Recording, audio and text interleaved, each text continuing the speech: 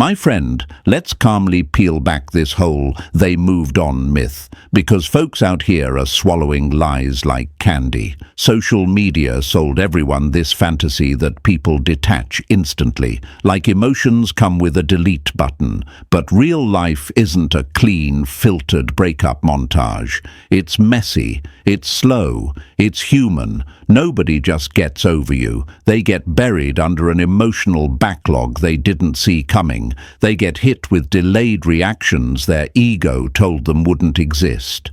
They get trapped in hidden withdrawal cycles while pretending they're fine. They fall into subconscious recall loops where your memory sneaks back into their mind without warning, like a song they never even liked suddenly becoming their anthem. Their moving on is not a fact. It's a performance they hope you'll believe. See, people act like they're unbothered because it buys them time. Time to convince themselves they didn't lose anything valuable. Time to protect their pride. Time to avoid facing the reality that your absence feels heavier than they expected. Think about it. When someone tries to look strong too fast, it's usually because they're scared of what happens if they slow down. They put on a show, they repost motivational quotes, they take pictures looking free, they manufacture a highlight reel to make it seem like they upgraded. But behind that screen, behind that sharp exhale when nobody's watching, they're dealing with emotions stacked up like unpaid bills. And every bill has your name on it. Folks, people don't move on from real connection, they just postpone the crash. Stoicism teaches us to watch without reacting, to stay steady while others act out of fear. And when you're calm, when you're centered, you start seeing their behavior for what it is. Not strength, not peace, not closure, just distraction dressed as healing. Their silence isn't proof they forgot you. Silence is where regret grows. Silence is where memories replay louder. Silence is where they finally realize you weren't just another chapter. You were the plot twist they weren't prepared for. My friend, hear this clearly. The one who pretends the fastest usually feels the hardest later. That's not drama, that's psychology. The human brain doesn't follow ego, it follows emotional imprints. And you left an imprint. You taught them comfort, you taught them safety, you taught them excitement. Even if they rejected you, ignored you, cheated, replaced you, or acted like you didn't matter, the impact stays. People don't miss you while you're still around. They miss you when it finally hits them that your energy is no longer available on demand, when your attention is not instantly accessible, when you're not there to reassure them, entertain them, stabilize them, or make them feel seen. That's when the emotional backlog explodes. That's when the delayed reaction punches through. That's when they realize they weren't as detached as they pretended. And folks, here's the part that wakes people up. You're not losing anything by stepping back. You're regaining your power. Stoicism reminds us that the calm one wins because clarity comes from stillness, not chaos. You're not chasing. You're not forcing. You're not begging the universe to change someone's mind. You're breathing, improving, observing, and while you rise, they crumble under the truth they tried to outrun. They're not over you. They never were. They just hid it behind a mask they can't keep on forever. My friend, take this truth and carry it like armor. Let it settle in your chest the way real wisdom does. You've spent enough time bending your energy around people who didn't know what to do with it. Now you move differently. You stay steady when others panic. You stay grounded when others spiral. And you choose peace, even when your feelings try to drag you into old chaos. That strength folks forget they even have. But listen closely. Peace is not passive. Peace is a decision you recommit to every day, almost like sharpening a blade. Every time you pull your attention back to yourself instead of chasing someone who couldn't value you, you level up. Every time you resist sending that just checking in message, you level up. Every time you stop replaying what went wrong and start focusing on who you're becoming, you level up. Peace is power in slow motion, and you're stepping into it whether you realize it or not. So let's lock this in, my friend. Let's mark the moment. Let's turn this into a promise you make to yourself, not just some cute line you read and forget. Type it out publicly, claim it, own it. I choose my peace. Put it in the comments so you can see it with your own eyes. Put it there so the future you can look back and say, yeah, that's when I stopped breaking myself for people who weren't ready. Don't just scroll past this. Don't be passive with your own healing.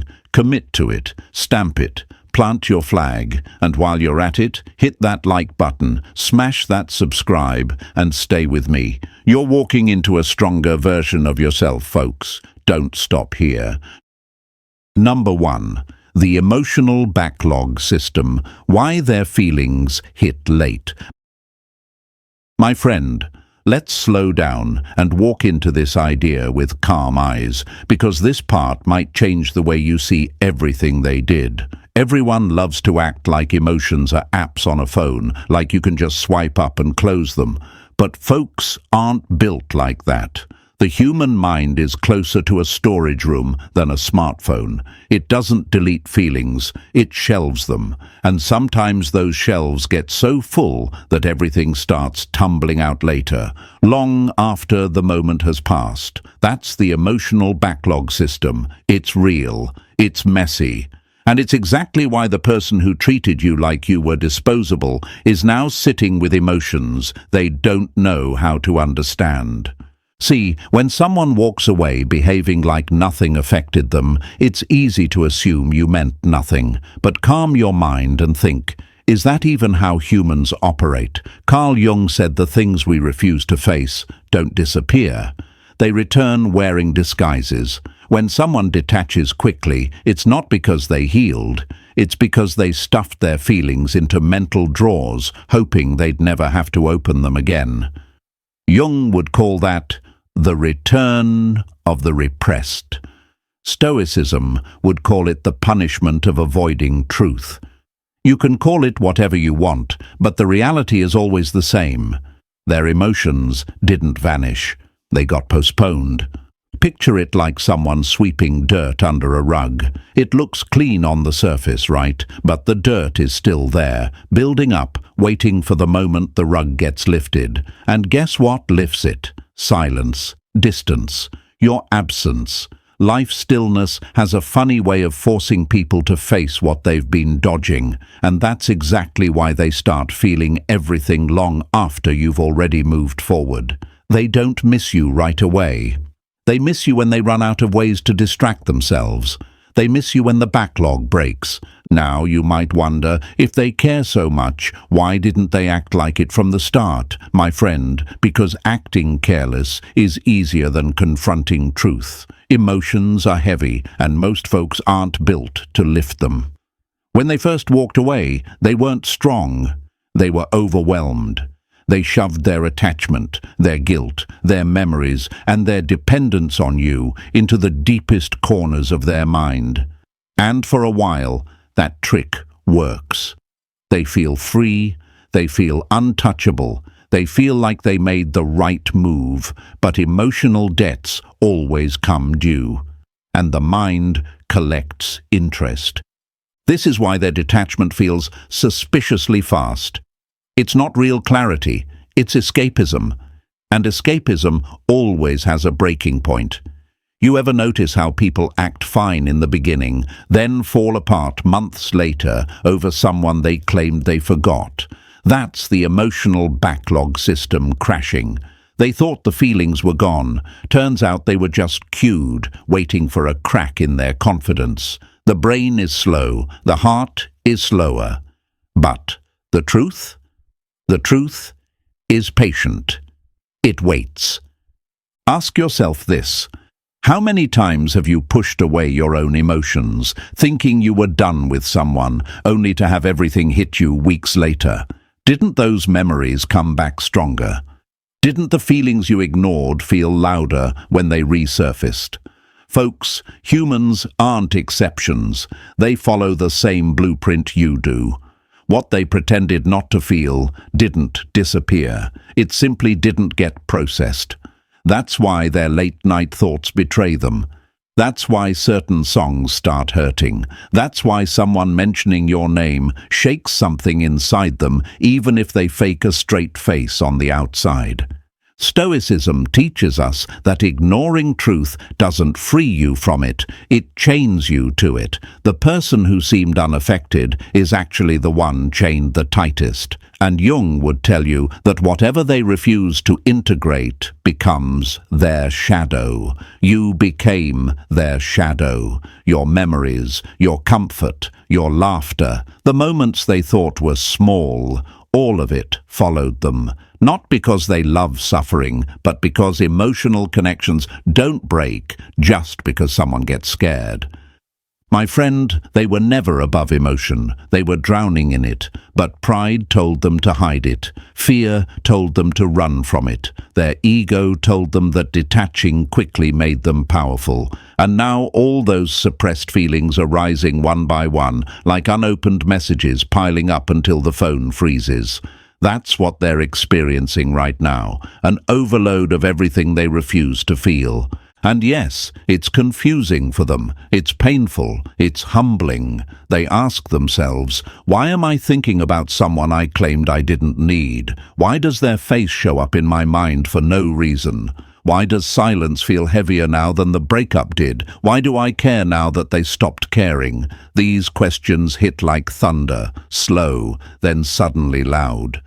The emotional backlog system doesn't care about timing. It doesn't care about pride. It doesn't care about their playlist, their rebound, their fake confidence, or the way they curated their social media to look healed.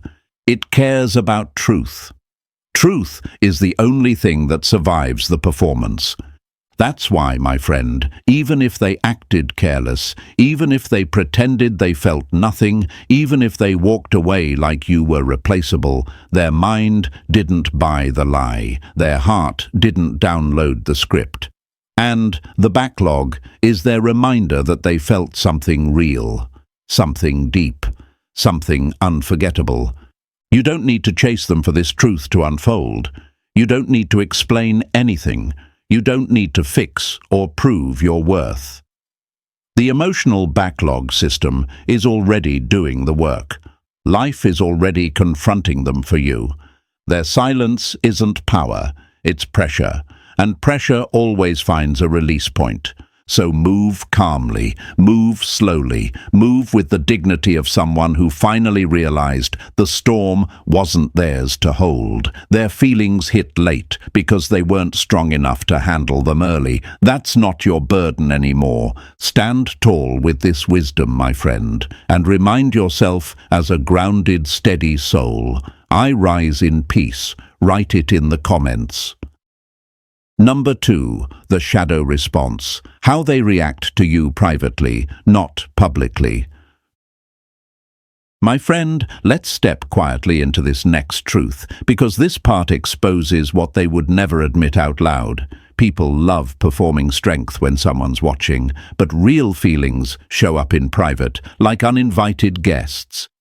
The shadow response is exactly that. The hidden reaction they can't control, can't rehearse, and definitely can't post about. It's the flinch they pretend didn't happen. It's the tiny sting in their chest when your name shows up on a screen. It's that split-second pause when someone mentions you. It's the look in their eyes that betrays the story their mouth is trying to sell. Stoicism teaches us to watch behavior, not noise. Jung teaches us to study the shadow, not the persona. And when it comes to someone who once cared about you, their shadow tells the truth every time. See, their public confidence is a mask, a costume, a persona they polish to protect their ego. They want the world to believe they're fine. They want their friends to think they're thriving. They want themselves to believe they're unbothered. But private reactions don't lie. Public behavior is what they want to feel. Private behavior is what they actually feel. And you'll always learn more from their silence, their hesitation, their slip-ups, than from any bold statement they try to make. This is why so many people look stable on the outside, but fall apart the moment the door closes behind them.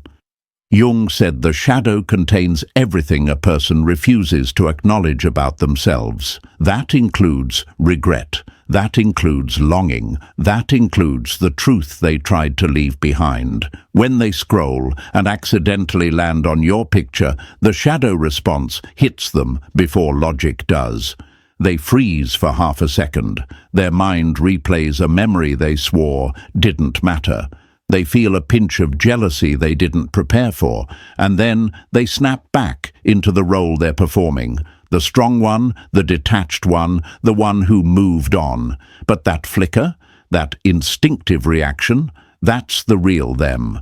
Folks act bold in public because there's an audience. They perform confidence because they're scared of looking weak, scared of looking wrong, scared of admitting they underestimated what you meant. So they'll post like they're living their best life. They'll talk like they're finally free. They'll pretend your absence hasn't created a quiet emptiness they're still trying to outrun. But in private, when nobody's cheering for their ego, they feel the truth. They feel it deeply. You might wonder, how would I even know if they're reacting in private? My friend, the signs are subtle but obvious to anyone with emotional clarity. Look at the inconsistency. They unfollow but still check your page. They avoid you but watch every move you make. They act cold but react fast whenever someone mentions you. They claim they don't care, but their behavior always circles back to checking where you stand. People don't monitor someone they're over. They monitor someone they're afraid of losing permanently. The shadow response doesn't always look dramatic. Sometimes it's just a sigh. Sometimes it's a what-if that sneaks into their thoughts before they can block it. Sometimes it's jealousy that flashes across their face before they fix it. Sometimes it's them comparing someone new to you and realizing they downgraded. The most honest part of them is the part they keep hidden, the part they fight, the part they deny. Public confidence is ego. Private collapse is truth. And folks, this duality explains why their behavior seems confusing. It's not confusion, it's conflict. The heart remembers, the mind regrets, the ego resists. That inner war creates the inconsistency you keep noticing. One moment they seem done, the next moment their behavior feels strangely emotional. That's the shadow response wrestling with their public persona. And trust me, the shadow always wins eventually. You can ignore emotions for a while, but you can't erase them. You can hide reactions, but you can't prevent them. The truth always leaks through the cracks. So don't get fooled by their show. Don't take their silence as indifference. Don't mistake their distance for clarity. Watch the patterns. Watch the inconsistency. Watch how their energy shifts the second they feel they no longer have access to you. That shift is proof. That shift is honesty. The shadow response is the part of them that still feels you, still remembers you, still wishes things didn't end the way they did. Move calmly with this wisdom, my friend. Let it steady your emotions. Let it remind you that what's real doesn't disappear just because someone pretends it did. And carry this affirmation like a quiet flame inside you. I see through illusion. Write it in the comments. Number 3. The attachment echo effect. Why your impact returns even if they left. My friend, let's settle into this one slowly, because attachment echo theory is one of those truths that hits deeper the more you understand it. People think emotions fade like perfume after a few hours, but the human mind isn't that simple. Real attachment doesn't disappear. It echoes. It circles back. It revisits. Sometimes softly, sometimes like a door slamming in a quiet room. The attachment echo is what happens when someone thinks they've moved on, only to feel you again in delayed waves they didn't plan for. And these waves don't ask for permission. They just show up, unannounced, carrying pieces of you they thought they dropped months ago. You know how when you shout into a canyon, the sound leaves your mouth instantly, but the echo returns slowly, distorted, louder than expected. That's how emotional bonds operate. When they left, the initial shout felt freeing for them. They thought walking away made them strong, that detaching fast meant they won something. But echoes don't return in the moment. They return later, when everything around them goes quiet. The attachment echo hits when life finally gives them the silence they've been avoiding. Carl Jung talked about how the psyche revisits unfinished emotional patterns. Stoicism tells us that separation doesn't erase truth, it reveals it. And the truth is this: any closeness you built with them didn't vanish just because the connection ended. Your presence left an imprint on their nervous system, their habits, their comfort zones, their sense of safety, even their internal rhythm. And imprints don't leave when relationships end. They linger until processed. And most folks don't process their emotions. They run from them. But running doesn't stop echoes. If anything, it makes them louder when they finally bounce back. You might wonder, if they feel all this, why didn't they realize earlier? Why didn't the echo hit in the beginning? My friend, because early on their ego was louder than truth. The world around them was louder. Their distractions, their pride, their rebound, their need to prove something, all of that drowned out the emotional reality. But ego has a short battery life. Pride fades, distractions dry up. And when everything slows down, that's when the echo returns. Slowly at first, then sharply. And suddenly, they're thinking about moments they didn't appreciate, conversations they brushed off, comfort they took for granted, and a connection they didn't understand until it was gone. The attachment echo often arrives in 3 stages. First, the reminder stage. A random moment triggers a memory of you, a song, a scent, a place, a joke, even a silence. They don't think much of it yet, but something inside them twitches. Then comes the emotional replay stage. The feeling they tried to bury resurfaces, not because they want it to, but because the mind is doing unfinished business. They compare, they analyze, they start asking themselves questions they avoided earlier. Why did I push them away? Why does this still bother me? Why does their memory feel heavier now? And finally comes the realization stage, the moment they stop pretending they're unaffected. The echo becomes louder than the story they've been telling themselves, and that's when they feel you again, fully, painfully, honestly. The ego hates this stage, because now the truth is louder than the performance. The person who acted like they didn't care suddenly feels everything at once. The one who said they were done discovers they were only done talking, not done feeling. This is why they come back months later with that weird mix of nostalgia and confusion. It's not randomness, it's the echo finally catching up to them.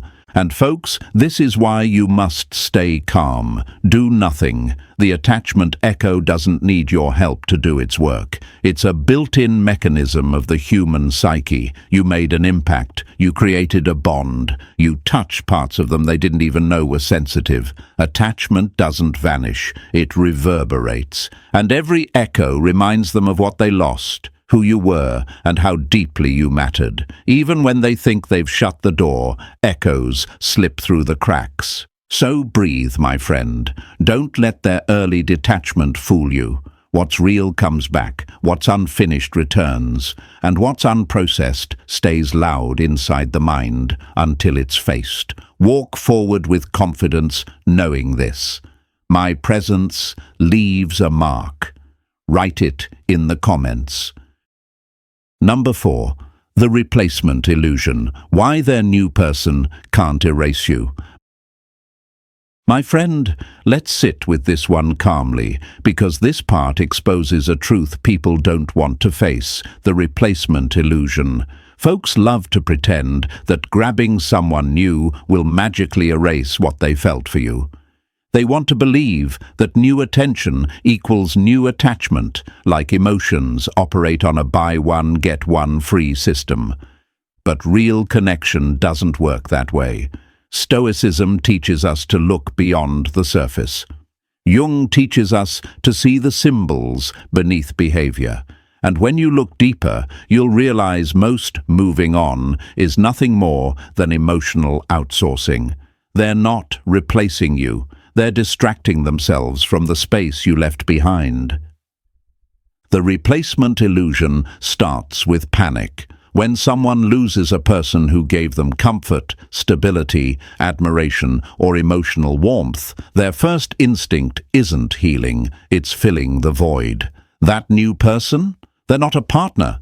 They're a placeholder, a buffer, a patch over a wound they don't want to treat. And yes, it may look convincing on the outside. You might see pictures, hear things from mutual friends, or notice their sudden glow up. But, my friend, let's be honest. If the connection was real, you don't replace it in a week. You don't replace it in a month. You don't replace it with someone they barely know. Think of it like someone breaking their favorite mug and grabbing a paper cup. Sure, the cup holds liquid, but it doesn't feel the same. It doesn't fit the hand the same. It doesn't warm them the same. It's temporary, and they know it, even if they won't admit it. Placeholders aren't chosen out of love. They're chosen out of emotional convenience. You might ask yourself, but if I mattered, why didn't they come back right away? Why did they run to someone else? Because facing regret is harder than running from it. Because comparing themselves to you hurts more than pretending they upgraded. Because acknowledging what they lost requires maturity most people don't have. So they go find someone new whose expectations are low, whose presence is easy, whose emotional weight feels lighter. Not because they're better, but because they're safe from the truth. But here's what they never prepare for: comparisons. That's where the replacement illusion collapses. Comparison is involuntary. It's instinctive. Human beings compare without meaning to. Jung would say it's the psyche recognizing patterns. Stoicism would say it's the soul remembering what mattered. Either way, they don't get a choice. And the comparison always starts subtly. A laugh that doesn't sound like yours. A conversation that doesn't flow the same way. A moment of silence that feels awkward instead of comfortable. A gesture that reminds them of what they used to have. Nostalgia is not sentimental weakness. It's memory trying to correct emotional lies. And nostalgia wins every time. Because you weren't just a person to them. You were a pattern, a routine, a comfort zone, a way of being seen, a version of themselves they liked more. When they try to replace you, what they're actually doing is replacing their reflection, and that never works. The new person doesn't know the little details. They don't know how to talk to their insecurities. They don't know their emotional language. They don't know the inside jokes, the rhythms, the unspoken cues. The new person is guessing. You never had to guess. And when someone has tasted real emotional compatibility, anything fake will feel hollow. Anything temporary will feel cheap. Anything new will feel forced. The illusion begins to crack the moment the rebound stops being exciting and starts being real. That's when they look back. That's when they double take. That's when old memories hit harder. And that's when they realize they didn't replace you. They replaced the distraction that kept them from missing you. My friend, don't let their highlight reel trick your mind. Replacement is easy. Replication is impossible. You left an imprint, a pattern, a standard. And the moment nostalgia surfaces, the illusion collapses like a paper house in a storm. Walk with this truth, steady and grounded. No one replaces my worth. Write it in the comments. Number 5. The mental footprint model. Why you still live rent-free in their mind. My friend, let's slow the pace and breathe into this next truth, because it explains something most people feel but can't put into words.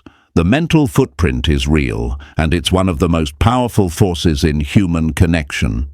Folks love to act like they can just walk away from someone and delete every emotion the way they clear browsing history. But humans aren't computers. They're pattern-based creatures. We learn through repetition, emotion, and familiarity. And whether they admit it or deny it, you left emotional patterns inside them that don't disappear just because they decided to act cold. Think of the mental footprint like footsteps in wet cement. At first it's soft, easy to shape, easy to move through, but over time it hardens, it becomes permanent, and even if someone tries to walk a different path later, the imprint of where they once stood never fully fades. Your presence shaped their inner world in ways they didn't even notice happening. The way they text, the way they joke, the way they open up, the way they feel calm when someone understands them. You taught some of that. You built emotional patterns inside them without trying. This is why people don't move on as fast as they pretend. You wired certain comforts into their mind. You became the emotional reference point their brain now measures others against. And even if they meet someone new, even if they jump into something shiny, their mind keeps comparing everything to the standard you created. Not because they want to, but because that's how memory works. That's how attachment works. That's how the brain protects itself from losing something meaningful again. Jung would say you became part of their internal map. Stoicism would say you became part of their character formation. I'll put it simply, my friend, you became part of their habits, and humans don't break emotional habits easily. What people don't understand is that emotional routines are powerful. You made them feel seen in a specific way. You made them feel admired in a way they weren't used to. You made them feel comfortable in moments where they usually felt tense. These sensations weren't random. They were neural pathways forming. And once those pathways are formed, the brain revisits them automatically, especially when life gets quiet. You might be wondering, if I left such a strong imprint, why did they act cold? Because acting cold is easier than admitting vulnerability. It's easier than admitting someone mattered. It's easier than confronting the truth that their life feels different without your presence stabilizing it. Jung talked about how the persona, the mask, protects people from their real feelings. Acting cold is a mask, but the mental footprint? That's the truth underneath the mask. Their public behavior is the persona, their private thoughts, the ones that show up when they're tired or lonely or scrolling through old messages. That's the footprint. That's the part of you they can't shake off, no matter how hard they try. The mental footprint shows up in moments they didn't prepare for. They hear a phrase you used to say, and something softens inside them. They catch themselves laughing the way you taught them to. They react to stressful situations using habits they formed during the time you supported them. Even their taste in music or humor may have shifted because of you. Emotional influence runs deep, my friend, and you shaped them more than you know. People underestimate how much another human can alter their internal landscape. But you didn't just walk into their life, you rearranged furniture in their mind, and now everything feels slightly off without you there. Even if they keep a straight face, even if they pretend nothing changed, even if they try to convince themselves that losing you was the right thing. The mind doesn't care about pride, it cares about patterns, and you became one of theirs. So stay calm, stay grounded. Don't let your mind trick you into feeling forgettable. You left an imprint that quietly follows them everywhere they go. You shaped their emotional memory. You shaped their reactions. You shaped their expectations. Cold behavior can't erase that. Silence can't erase that. Time can't erase that. Walk forward with quiet confidence, my friend, and remember this truth. My impact stays. Write it in the comments. Number 6. The internal reversal. The moment the power dynamic flips. My friend, let's move into this one with that same calm, steady energy we've been holding, because this part is where everything starts to flip. The internal reversal is not a myth, not a maybe, not some cute idea people tell themselves to feel better.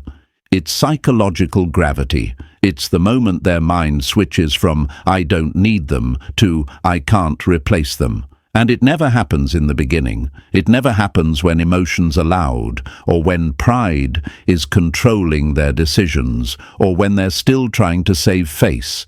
It happens later, quietly, in private, long after they thought they were done with you. The first phase of letting someone go is almost always ego-driven. Folks tell themselves stories to avoid facing their own vulnerability. I'm better off. They weren't that special. I can find someone else. These lines aren't real. They're emotional survival tactics. Jung would call them protective illusions, built by the ego to avoid looking at the shadow. Stoicism would call them false judgments born out of impulse. And you, my friend, have probably witnessed those illusions firsthand. They acted strong, cold, unbothered. They walked away like they didn't lose anything of value. But none of that was truth. It was armor. The internal reversal begins the moment the armor cracks. It usually starts with something small. Maybe they realize the world isn't giving them the emotional depth you gave them. Maybe conversations with new people feel shallow. Maybe their distractions stop numbing them. Maybe they have a quiet night where their mind doesn't have anything to hide behind. And in that stillness, something flips inside them. A slow, creeping awareness that your presence meant far more than they admitted. That their life felt different, calmer, richer, warmer when you were in it. And that no matter who they meet or what they try, the peace you brought isn't showing up again. At first, they resist it. They try to argue with themselves. They remind themselves of the reasons they left. They bring up your flaws, exaggerate your mistakes, replay the moments that justify their decision. But emotional truth is persistent. It doesn't lose arguments. It waits patiently until they stop fighting it, and when they finally stop resisting, the internal reversal slams into them. You might wonder, why does it always happen after I detach? Because your detachment takes away their emotional safety net. As long as you were available, even energetically, they could pretend they didn't need you. They could lie to themselves because you were still there as an option. But when you stop chasing, when you stop checking, when you start healing, when you pull your energy back into your own life, that's when their illusion collapses. Humans don't fear losing people. They fear realizing they lost someone irreplaceable. And the moment they feel that fear, everything flips. Their confidence shrinks. Their ego quiets. Their excuses break. Suddenly, the things they used to overlook become rare. The things they used to complain about become missed. The qualities they took for granted become precious. And you, the person they dismissed, become the benchmark nothing else reaches. The signs of internal reversal are subtle but unmistakable. They become attentive to your life again. They get curious. They check your socials more often. They get quieter with their new distractions. They stop bragging. They become reflective, almost uncomfortable with their own thoughts. They compare everyone new to you. They replay old moments. They wonder if you would even take them back. And that thought alone humbles them more than anything else ever could. Jung said people do not become enlightened by imagining light, but by becoming aware of their darkness. And losing someone who genuinely cared forces people to confront their own emotional darkness, their impulsiveness, their pride, their self-deception. That confrontation is what triggers the reversal. My friend, the internal reversal is not something you force. It's something life forces onto them. Your detachment is simply the catalyst that speeds up the process. Your growth is what intensifies it. Your silence is what sharpens it. And your peace is what finalizes it. Stay grounded in this truth. They realize my value late. Write it in the comments. Number 7. The comparison collapse. Why they realize no one matches you. My friend, let's ease into this one with steady clarity, because the comparison collapse is one of the most humbling moments a person can experience.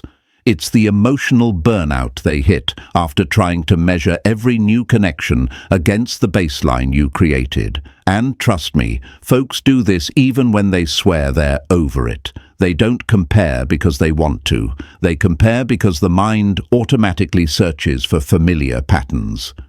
And when your presence was the emotional standard, everything after you feels off-brand.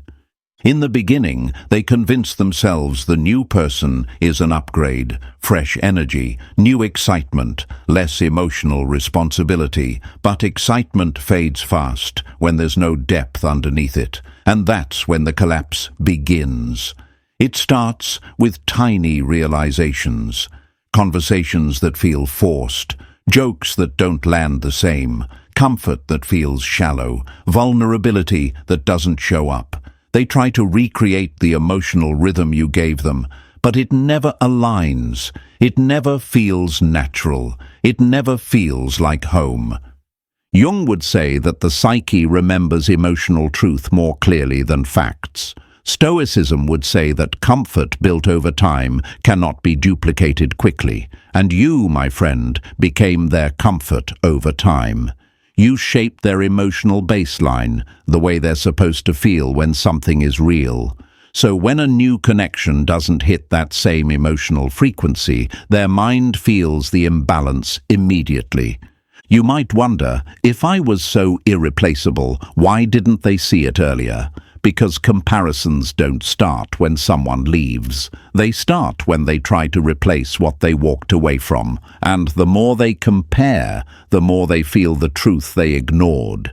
You weren't just someone they dated, you were someone they connected with. Comparison collapse is quiet but brutal. It humbles them. It drains them. It forces them to face memories they tried to bury. And when reality catches up, they finally understand the weight of what they lost. Walk with this truth, calm and grounded. No one matches my depth. Write it in the comments. Number 8. The return trigger, the final psychological point that makes them come back. My friend, let's walk into this last truth with calm, grounded steps, because this is the part everyone secretly waits for, but rarely understands. The return trigger isn't magic, luck, or some dramatic movie moment. It's psychology. It's human nature. It's the final emotional domino that falls after every other illusion has cracked. People don't circle back because they suddenly became wise. They come back because every defense they built eventually collapses under the weight of their own truth. And this truth always starts quietly. The first shift is the nostalgia spike. Nostalgia isn't weakness. It's memory fighting through denial. It shows up when they least expect it. Maybe it's a place you both visited, a phrase you used to say, a smell that reminds them of a moment you shared. Nostalgia hits like a soft tap on the shoulder, then hits again harder. At first, they try to shake it off, but nostalgia has a sneaky way of turning into longing. They start replaying moments they didn't value at the time. They remember the softness in you, the patience, the way you laughed, the comfort you gave. Memories they thought were dead wake up, louder than their pride. Then comes the ego collapse. This is where the performance falls apart. At some point, the ego runs out of excuses. It can't justify why they walked away. It can't defend the choices that led them to emptiness. It can't keep pretending you didn't matter. Ego collapse is humbling, and it feels like a quiet, internal defeat. Maybe I was wrong. Maybe I didn't appreciate them. Maybe I messed up. Jung would call this the confrontation with the shadow. Stoicism would call it the moment emotion becomes truth. Either way, it cracks them open. Once the ego collapses, loneliness intensifies, not the casual kind, the deep kind, the kind that hits after people get tired of pretending. Loneliness isn't about being physically alone. It's the emotional emptiness that shows up when no one else matches the connection they once had with you. They can be surrounded by friends, new partners, noise, distractions, but loneliness still finds them. Because loneliness isn't about company. It's about emotional resonance, and no one resonates like you did. Then comes the attachment echo rebound. This is the second wave of emotional memory, stronger than the first. The echo comes back louder, sharper, clearer. Everything they tried to suppress rises again. Their heart rebels against the story their mind tried to force. They start wondering how you've been, what you're doing, whether you've moved on, whether you still think of them. This curiosity isn't random. It's their emotional blueprint trying to reattach itself to the original source. After that, they hit comparison fatigue. This is the burnout point, the moment they get tired of pretending the new people they meet are fulfilling them. They get exhausted from forcing chemistry, exhausted from trying to recreate what they had with you, exhausted from noticing tiny flaws in others because those flaws remind them of what you never lacked. Comparison fatigue drains them. It wears their defenses down. And eventually, they stop running from the truth, because running only makes the truth chase them harder. And finally, they reach identity disorientation. This is the moment they don't recognize themselves anymore. The version of them that walked away doesn't match the version of them now. They feel lost, confused, unanchored. This is when they realize that losing you didn't just change their relationship status, it changed their internal identity. You shaped part of who they became, and now that you're gone, they feel unbalanced. That imbalance pushes them toward the one place they felt grounded, you. Put all these layers together, my friend, and you get the return trigger, the final emotional domino, the moment all the echoes, regrets, comparisons, and realizations combine into one truth they can't outrun. They miss you. They still feel you. They still want you. And they finally understand you were never replaceable. This isn't about fantasy. It's human psychology. People don't circle back because the story needs drama. They circle back because the mind and heart eventually agree on what the ego tried to deny. So hold this truth quietly, without desperation, without expectation, but with grounded confidence. They always return. Write it in the comments.